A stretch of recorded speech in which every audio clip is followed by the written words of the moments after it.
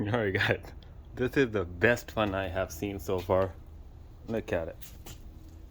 Everything looks normal, right?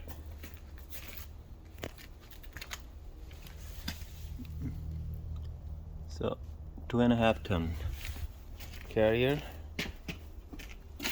But you can see light through the bottom. Look at the compressor.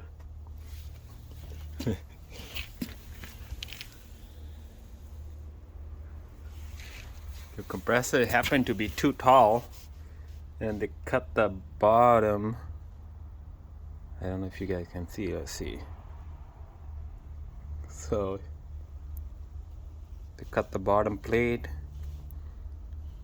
and compressor is sitting on the floor through the panel. Wow, that's creative.